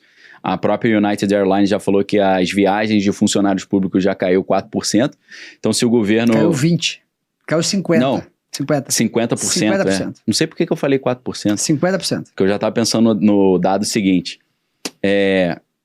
Então, se o governo gasta menos, as empresas ganham menos. Então, o PIB diminui. Então, assim, o corte de gasto, obviamente, também contribui para uma recessão, porque produz menos. O corte de gastos completamente recessivo. Então o que aí você ainda tem a teoria do milkshake do dólar que está rolando também, que é o reverse Ripple sugando o dólar do mundo todo e deixando, né, a economia seca, né? Tem a questão do carry trade no Japão também, indo para cucuia lá com o aumento dos juros no Japão. Então, isso tudo é parte de uma estratégia do Trump de poder trazer uma recessão de curto prazo para forçar o Jerome Powell para baixar os juros e também reassumir o controle da dívida americana, porque o campeão de controle da dívida americana é o Japão, né? Depois a China. Então eles estão forçando o Japão a aumentar juros e destruir o carry trade, porque o Japão vai ter que fazer o quê? Eles vão precisar de dólar para pagar a própria dívida e para comprar petróleo. O que eles vão ter que fazer? Vão ter que vender os títulos, devolver o título da dívida para pegar dólar. Então, o controle da dívida volta para a mão dos Estados Unidos. Faz parte disso também, eu creio, né? E isso é uma parte mais pensando em mercado. Mas porque você perguntou o que eu estou achando desse início da gestão Trump. Tu opera na bolsa, Daniel? Hein? Tu opera na bolsa? Sim, sim. Eu sou sócio no escritório também de investimento. Sou.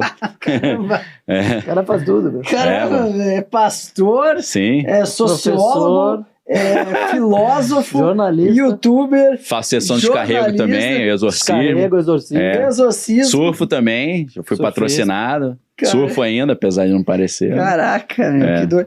E tu jogo videogame. E tu é bitcoiner também? Também, mas Bitcoinheiro? mas não religioso. Eu não acho que... Mas tu compra e vende? Como é que não, é? eu Tu acredita que vai para $1 milhão? Como é que é? Não sei se vai para $1 milhão, mas vai subir. Porque eu acho que o que aconteceu em 2019 e 2020, no cenário do mercado, vai se repetir, né? Que é essa mesma estratégia aí que eles chamaram de Going Direct Plan, né? Porque o pessoal já sabia que ia ter uma quebradeira em 2020, independente de pandemia. A pandemia serviu para dar uma maquiada, né? Então, o que eles fizeram? Eles venderam tudo e fizeram um caixa monstruoso esperando cair, né? E aí, quando caiu, eles compraram as ações baratas, mas também muito Bitcoin, que valorizou, 200%, 1.900 vezes. Eu queria que tu falasse um pouco sobre o Covid. Tá. Tu acha que o Covid ele foi criado para se fazer um controle populacional? Essa é a opinião do Ed Dowden, se eu não estou enganado, que é um ex-operador lá da BlackRock, né? Ele falou isso ontem.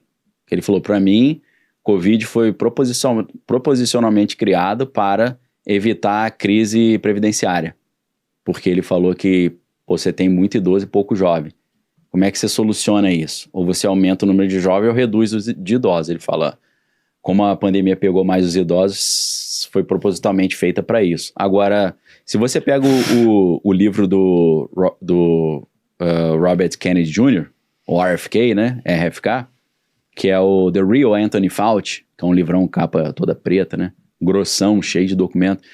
Eu vou preferir falar a opinião do Robert Kennedy Jr. que a minha, porque ele fez uma pesquisa mais aprofundada, ele sempre processou essas empresas de biotecnologia, né? Apesar dele ter algumas ações também. Pois é. O que ele conta nesse livro? Ele diz que quando teve o 11 de setembro, o George Bush pediu para o Anthony Fauci começar a criar armas biológicas. Teoricamente, ele tem isso tudo documentado no livro.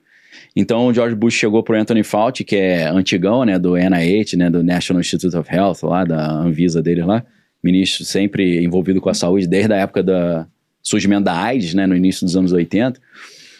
Então, ele falou, Anthony Fauci, eu preciso que você nos ajude a se preparar para uma guerra biológica e comece a estudar armas biológicas mais intensamente lá no Fort Detrick, né, nos Estados Unidos.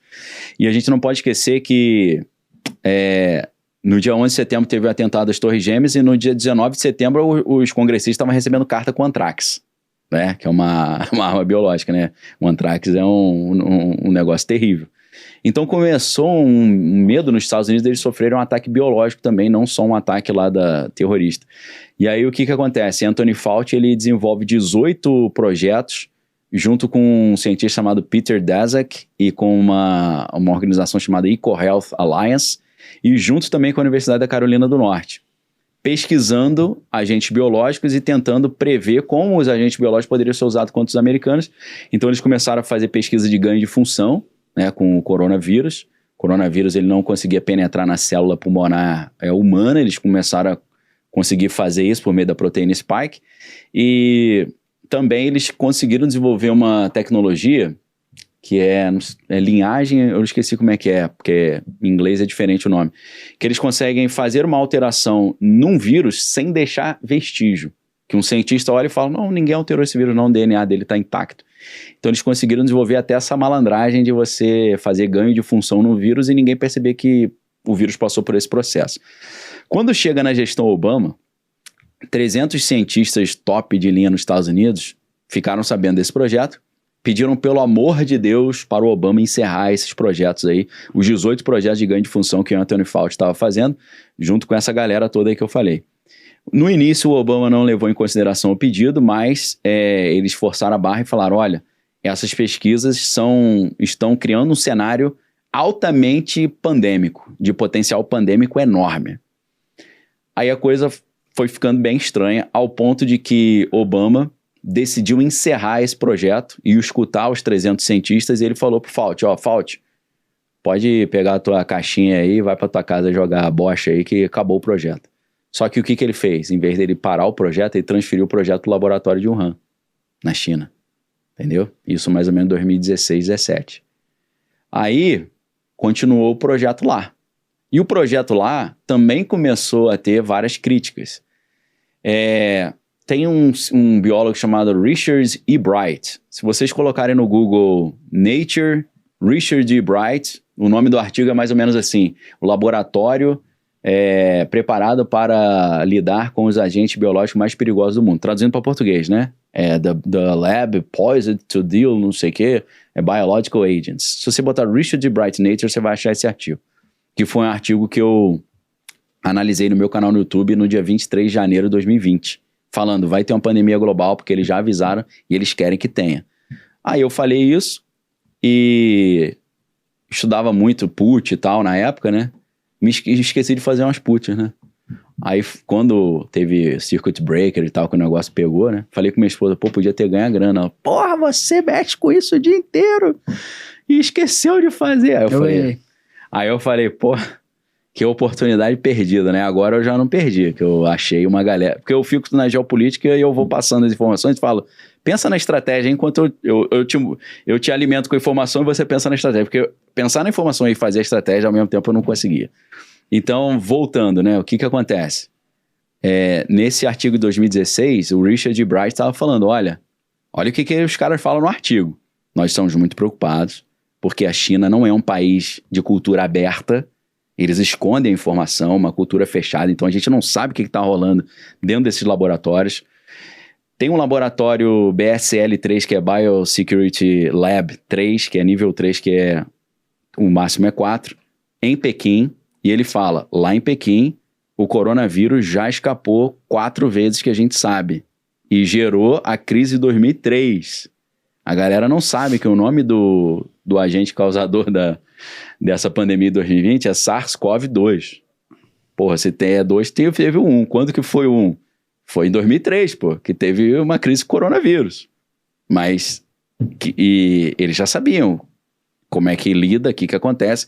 Depois a gente teve o MERS, que é o Middle East Respiratory Syndrome, que aí a taxa de mortalidade era muito maior, era tipo 30%, ao contrário do Covid, que era 0,01 ou 0,2.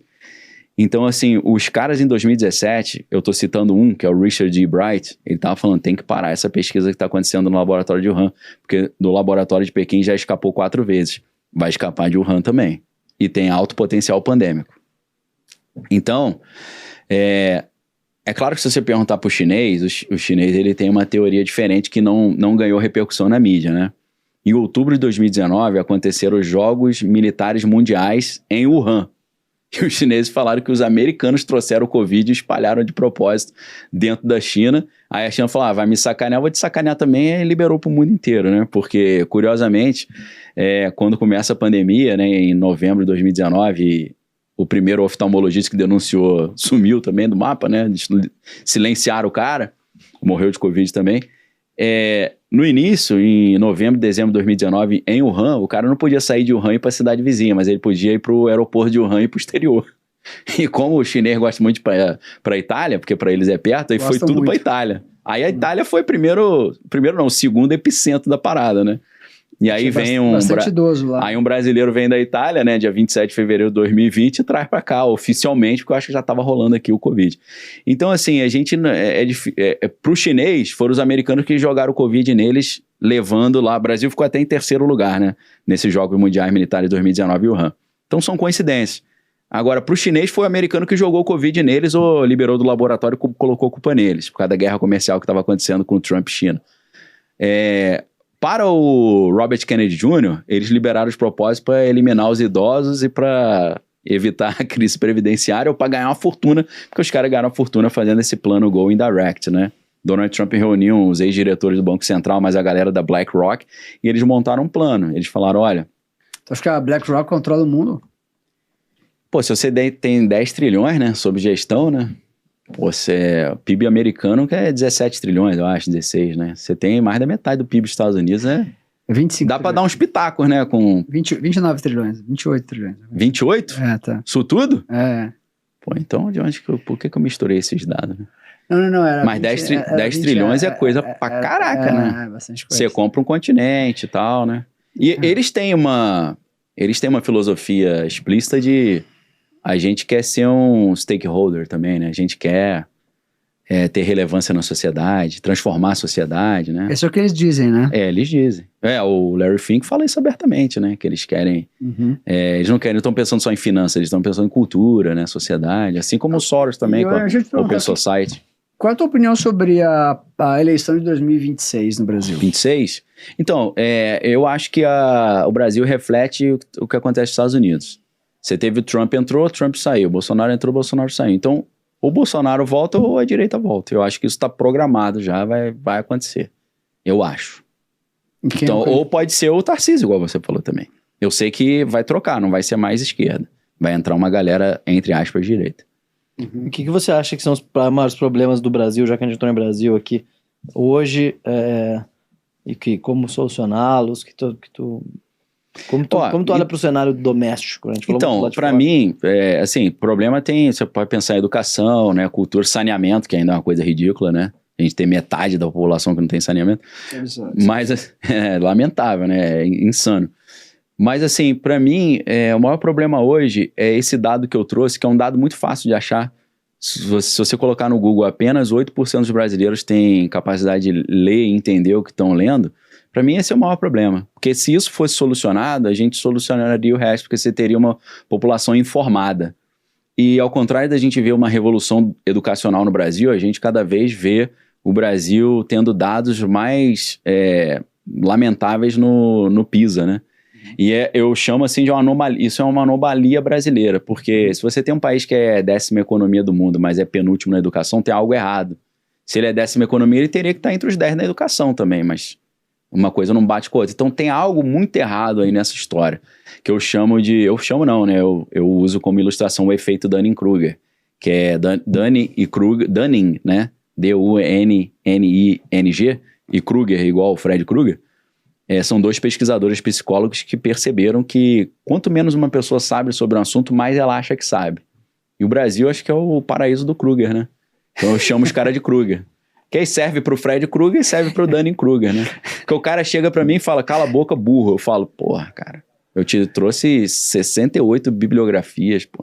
Você tá de sacanagem com a minha cara, né? Quando eu falo conspiração, eu falo, atenção, estou falando conspiração agora. Aí o cara, como é que o Daniel fala isso? Eu falei que é conspiração, você é surdo? Então, assim, pra mim esse é o maior problema. É igual o cara pegar um trecho da nossa conversa e falar, Daniel acredita que a Rosemary cuidou do bebê de Rosemary lá do Roman Polanski, que é o Elon Musk, ele realmente entrou num portal. Porra, eu não acredito nisso, eu citei o que a mulher tava falando, o cara não sabe o que é uma paráfrase, né? Então, para mim, esse é o maior problema. Mas eu tenho certeza que a gente sabe pouco realmente do que realmente as coisas acontecem. Existem realmente muita gente poderosa influenciando muita coisa no mundo e ninguém não passa... Eu sou adepto dessa ideia, claro. Eu tenho certeza absoluta. Lógico. Até porque eu acompanho isso nos bastidores do Brasil. Lógico. Ninguém me contou. Não, só se você pensar, por exemplo, entendeu? A galera que não foi trabalhar no World Trade Center no dia 11 de setembro. Muita gente top não foi trabalhar naquele dia. Por quê? Você atrasou, ficou com... O Howard Lutnick da Cantor Fitzgerald falou, não, que foi o primeiro dia da minha filha na creche. Mas o irmão, eu não sei. Se ele sabia, ele sacaneou o irmão, porque o irmão dele morreu, né? Ele perdeu quase todos os funcionários da Cantor Fitzgerald. Foi difícil para reerguer a empresa, né? Provavelmente eu acho que ele não saberia, né? Não sabia. O mais provável é que ele não sabia, né? Senão ele ia dar um bisu pro irmão, né? Pô, não vai hoje não. Inventa uma desculpa aí. Daniel, se tu tivesse que recomendar um único livro Tá. Pra alguém da audiência. Tô quase recomendando o meu aqui, mas depois, se quiser, a gente fala do meu. Esse aqui é a Jogada Final. Né? Eu fiz questão de começar a escrever livros sobre o que eu falo, porque fica muito diluído nos vídeos. Imagina, vídeo de segunda a Cara, sexta. o Daniel veio aqui hoje para provar que eu não sou o maior multi-especialista do Brasil. Ele veio aqui hoje para provar isso. Os caras falaram, não, mas tu manja muito. Eu falei, cara, eu manjo pouco desse assunto. Eu dou pitaco. Eu né? manjo um pouquinho de muitos assuntos. Então, no final, eu engano bem sobre tudo. Exato. Mas o Daniel veio aqui para provar que eu não sou o maior multi-especialista. É ele. Porque o cara manja um Paranauê. dos Paranauê em geral. Vamos lá. O Somebody Fala- Love, fala né? do Sou teu do Rio livro. de Janeiro, né? Somebody, pô. Coleta que adora o Rio de Não, Janeiro. eu Por sinal, o cara é Pô, um... eu tava dando aula lá na Federal do Rio de Janeiro, o aluno falou, peraí, professor. Interrompeu a aula e mandou essa. Peraí, professor, já entendi qual é a sua. Você é o cara que sabe nada sobre tudo. Você dá pitaco em tudo. Eu falei, não, calma. Eu sou doutor em linguística. Então, linguística é minha especialidade. O resto eu dou pitaco. Tem uma coisa que eu sou especialista, pô. Senão eu não teria o diploma de doutorado, entendeu? Então, assim, tem uma coisa que eu sou especialista. O resto eu vou dando pitaco. Pastor, Surfista. surfista, youtuber, Jornalista. jornalista, Sócio de um escritório de investimento. sócio de um escritório de investimentos, empresário. É. Nessa qual foi a melhor parte da entrevista? Que ele esqueceu de shortear o S&P, cara. Porra, isso aí eu até tenho pesadelo com isso, cara. Não, e o Bova 11 também, né? Podia ter shorteado. Claro. Eu tava vendido em S&P 10 vezes o patrimônio. Não, falei com minha esposa, você sabia que o... Isso não é mentira, isso é verdade. Parece mentira, É, mas não mas é. é verdade. Não, falei com Eu tenho um vídeo na internet que eu falo. Tem provas. Eu tenho um vídeo na internet que eu falo Pô, que a bolsa eu ia ainda despencar. Ainda cometi o erro que eu falei com a minha esposa. Pô, um conhecido meu ganhou 1 milhão só numa put que ele fez. Ela, pô, por que você não fez isso? Falei, pô, é mesmo, né? Cara, a bolsa tinha caído 15%. É, E, imagina. E eu comprei 4 milhões de reais de put de Vale. 3 reais. Entendi. E meu broker falou na época, cara, tu é louco. Pô, Tu quer vai morrer? comprar 3 milhões desse negócio, tava 30 centavos, tá 4 reais. Eu falei, compra aí, meu. No dia seguinte eu vendia 8. Putz, Juro por Deus. Juro por Deus. Não, mas era muita tensão, né? A gente ficou meio... Era tipo na guerra aquele choque e pavor, a estratégia, né? Choque and awe, porque começou... Eu falei assim, eu acho que vai acontecer, mas quando aconteceu, a galera ficou meio sem chão, né? Você, caraca, que é isso? A gente conhecia, a gente trabalhou um tempo com importação de produtos da China, a gente conhecia muito chinês, né? Sim. E falava no chat, assim, naquela época. Eles estavam falando já? E aí os caras assim, cara, a gente não pode falar muito, Tá mas tudo aqui, fechado. tá aqui umas fotos Aí, da minha rua fechada, Porra. aquele negócio. Tem algo acontecendo estranho. Aí um amigo nosso estava lá, mandou um vídeo do aeroporto de Hong Kong e falou, cara, isso aqui tá vazio, a gente tinha ido um ano antes para o aeroporto de Hong Kong, aquele troço é um formigueiro, cara. Putz. Então, é difícil você ter o sangue frio de falar, vai dar problema e vou meter uma put violenta aqui, Eu né? fiz isso e salvei 5 mil clientes, cara. É? Consegui fazer um IPO depois. Entendi. 4 bilhões na Uhum. bolsa. Por causa dessa plataforma aí. Entendi.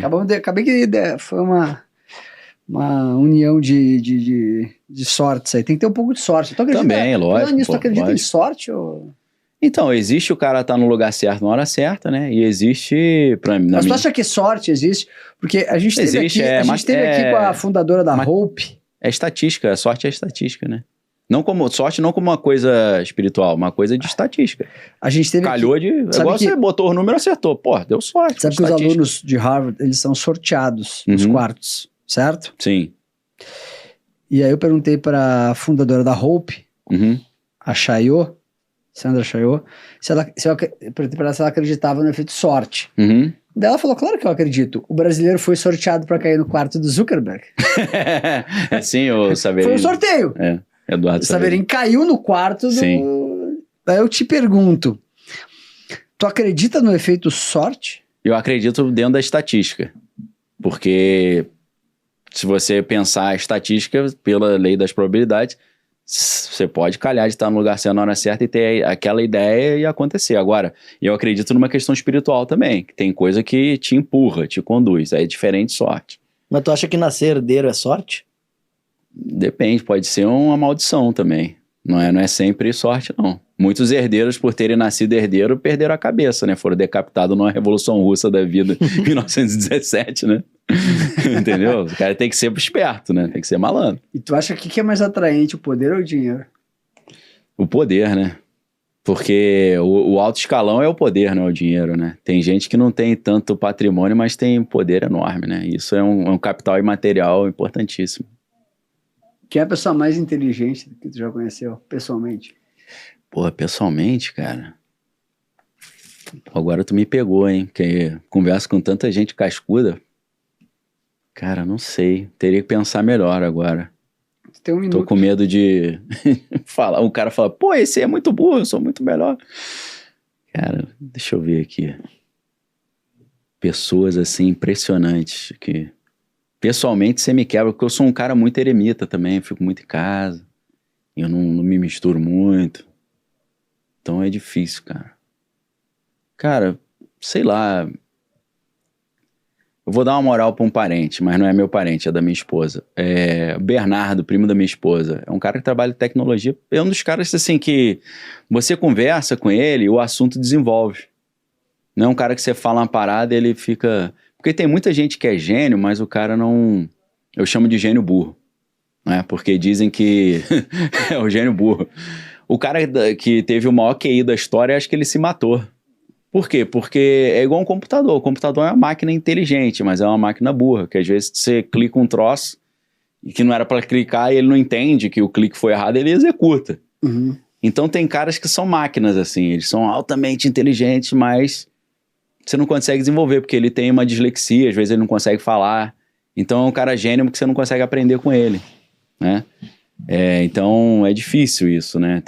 Eu gosto de uma genialidade que ela se traduz numa boa locução e num cara próspero também. Porque muitos gênios morreram na sarjeta, né? Destruído. Van Gogh da vida. Tu acha que a comunicação é a skill mais importante nessa época de inteligência artificial? Eu acho que não, sabia? Acho que a skill mais importante é a leitura do cenário. E é claro que isso é um cruzamento de dados bem complexo. Por quê? Eu estou me inspirando numa teoria do exército americano que virou uma teoria da administração, que é o ciclo UDA, OODA, que é... No meio militar, ela surgiu com um coronel, que eu esqueci o nome agora, que ele falou, a gente consegue vencer o inimigo quando você consegue quebrar o ciclo UDA dele. O que é o ciclo UDA? Em português e inglês são as mesmas letras. Observar, se orientar, decidir e agir. Se você consegue quebrar esse ciclo, você venceu o cara. Então... Para nós não sermos vencidos hoje, você tem que saber observar para poder se orientar, saber se orientar para poder decidir, saber decidir para poder agir. Então, isso às vezes o gênio não consegue fazer porque ele tem hiperfoco, por exemplo. O cara ele só observa, mas não se orienta. Ou ele só decide e não sabe agir. Ele não sabe transformar a genialidade dele em finanças, né? Ele não tem um projeto assim também de impacto social. Pô, eu sou gênio... Tipo o cara da Renaissance Technology, né? Como é que é o nome dele que morreu agora aí? Absurdo. Isso é um gênio. Aquilo ali... Isso é o maior gênio Não, dos tempos. e foi a mulher que deu... A mulher chegou pra ele, pô, vou te falar uma parada. Tu é gênio e tá aí recebendo saláriozinho de universidade? Vamos usar essa genialidade pra bombar, pô. Aí ele falou, pô, vambora. Então esse pra mim... Como é que eu esqueci o nome desse maluco? Pô, me dá uma raiva quando eu esqueço o nome de alguém. Aquilo ali é a coisa mais louca que tem, né? Porque o cara pega, monta um algoritmo, sei lá, um modelo, e a performance mais absurda que tem, né? A gente fala de grandes fundos e hedge e tal. O rendimento... Jim...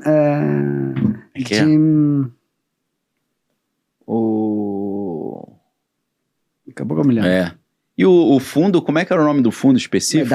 Medallion Fund, Medallion Fund. Aquilo ali, meu irmão, sabe o que eu enxergo naquilo?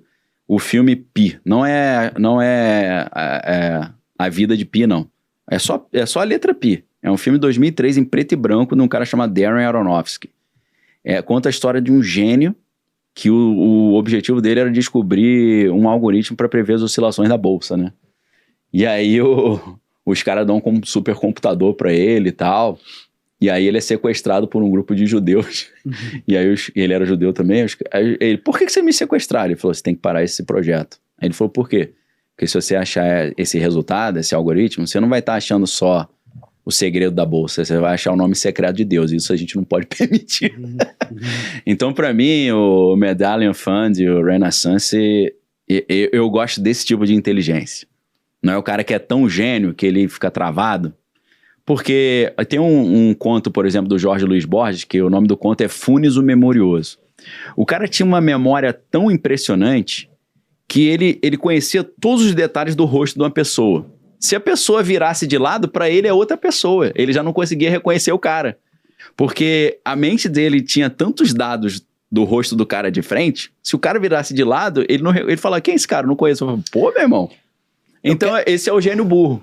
Deixa eu só fazer uma pergunta para finalizar, que é importante aqui, que é o seguinte. Tu trabalha na internet há bastante tempo. Sim. Quase 20 anos. E tu já aprendeu bastante coisa na internet. Eu queria que tu falasse as 3 coisas mais importantes pra bombar? Que tu pode dar para alguém que quer brilhar na comunicação, na internet. 3 pilares para alguém que quer brilhar na comunicação e na internet. Tá. Primeiro pilar é você... E antes disso, eu queria dizer que o Daniel tá eleito hoje uma das pessoas mais malucas que eu já conheci. Olha que eu já conheci gente louca, hein? O cara bateu o recorde. Você nem me perguntou sobre as minhas histórias de exorcismo, os demônios que eu expulsei, pô. Os meus encontros com anjo, demônio, milagres, sinais, prodígios. Pô, você deu o prêmio antes, cedo demais, tá precoce. Fazer o episódio 2 aqui. Se fosse pra loucura, eu tenho mais loucura pra te contar, pô. Que aí eu vou ganhar de lavada. Não, mas aqui os caras falam que eu sou louco. Ah, então, tá, entendi. Mas falam demais, assim, sim, direto. Entendi. Eu escuto em grupos, em o cara é família. xarope e tal. Esse cara ele não tem um parafuso na cabeça. Isso é direto, cara, todo dia. Entendeu? Mas assim, tu vê que tem sempre alguém mais louco que você. Lógico. Não imagina. Claro, pô. Manda aí as 3 dicas do... As 3. A primeira, deixa eu ver que agora eu perdi a ordem que eu ia falar. A primeira, lembrei. A primeira é você descobrir o que você gosta. Porque o Pierre Omidyar, eu não gosto muito dele não, meu cara do eBay lá, né? O Pierre Omidyar, ele falou um negócio que eu concordo. Para você ter um business de sucesso, você tem que amar aquilo ali. Porque você vai ter que dedicar tantas horas para fazer o negócio virar, que se você olhar aquilo como trabalho, tu não vai conseguir. Então, a primeira coisa, o que você gosta? Aí o cara fala, eu gosto de vender droga. Eu falo, não, porra, arruma outra coisa que você gosta. Eu gosto de matar os outros, porra. E vê o que você gosta. Ok, você gosta eu gosto de cinema. Beleza. Você gosta, então, de estudar cinema, ver filme? Você vai ser o maior especialista do planeta Terra sobre isso, meu irmão. Vai começar assim. Você vai ficar 12 horas estudando cinema e absorvendo conteúdo sobre isso. E não vem me reclamar que você tá chateado que tá dando trabalho. Porque eu fico o dia inteiro lendo livros e notícias. Pra mim é de passatempo, é diversão. Então eu encontrei o que eu gosto. Eu não fico assim, chego pra minha esposa, ai que saco, não aguento mais ler notícia e ler livro. Não, pô. O dia que eu falar, você vai falar, ih, rapaz, melhor levar pro hospício. Então assim, tem que achar o que gosta. Não adianta o cara amar direito e tá fazendo medicina. O cara amar medicina e tá fazendo direito e vice-versa. Então, o que você gosta? Pô, Daniel, eu gosto de game. Meu irmão, seja o maior do game. Porque você não vai ver isso como trabalho, vai ver como diversão, lazer, sei lá. Então, a primeira coisa, o que você gosta? Segunda coisa, fazer o benchmark. Qual que é o melhor cara que tá fazendo isso agora? Terceira coisa, o que eu posso fazer diferente? O que eu posso inovar? O que eu posso mudar? Então, acho que, pô, não é brincadeira não. Fizer essas 3 palavras, tu vai bombar muito. Quem você acha que é o Satoshi Nakamoto? Então, não, a pergunta é... Eu já tratei muito dessa pergunta, tô tentando lembrar o nome dos caras, mas não tô conseguindo lembrar o nome. A gente sabe que o IP original, ele bate com a NSA, né? A National Security Agency, né? Do Edward Snowden e tal. Então, para mim, isso é um projeto da inteligência americana. A NSA tinha divulgado o White Paper de 2008, né, do Bitcoin, né? Se eu não estou enganado. Acho que é. Eles divulgaram um estudo nos anos 90 ainda, falando sobre uma moeda digital descentralizada. Eles tinham um White Paper anterior que o Bitcoin tá ali já. E qual seria a proposta? Seria você fazer o black budget, né, o orçamento secreto dos projetos, que eles têm que fazer de formas desagradáveis, como a gente falou o caso Irã contra, né? Que para eles financiarem um projeto secreto na Nicarágua, eles tinham que vender secretamente arma para os iranianos. Então, se você tem uma moeda digital centralizada com anonimato, em tese, né? Porque há controvérsia, mas se você tem um anonimato, você consegue fazer o black budget das black operations, né? Das operações secretas, tranquilamente, né? A gente sabe que começou assim as lendas sobre Bitcoin. Isso é coisa de bandido. Isso aí é coisa pro cara fazer maracutaia e tal. Então, eu não sei quem pode ser um dos primeiros caras, eu já tentei levantar essa hipótese. Na verdade, a gente não pode esquecer que tem o Satoshi Dorian Nakamoto, né? Tem um cara chamado Satoshi Nakamoto, que é um japonês americano que mora na Califórnia, que quando chegaram na casa dele para fazer a reportagem, eu não me lembro qual foi a revista, ele falou, não posso falar sobre isso. Tá? Depois que ele falou, não, eu não sou o Satoshi Nakamoto. Mas o Satoshi Dorian Nakamoto, ele é um engenheiro de computação e tem o mesmo nome, entendeu? Agora, o trabalho da NSA fazia referência a um estudo de um cara chamado, tipo assim, Nagoshi Takamoto. Mudava 2 letras só. Então eu tô na dúvida se é o Satoshi Dorian Nakamoto ou se é esse Nagoshi Takamoto do artigo. Agora, se você pegar também os primeiros, né, que participaram da implementação, né, pode ser que tenha alguma coisa ali também, né? Ô, Daniel, tu gosta de churrasco? Gosto muito. Então hoje a Minerva Foods vai te dar um churrasco. Opa, aí sim. Essas são presentes, essas são presentes. Valeu. Aqui não é...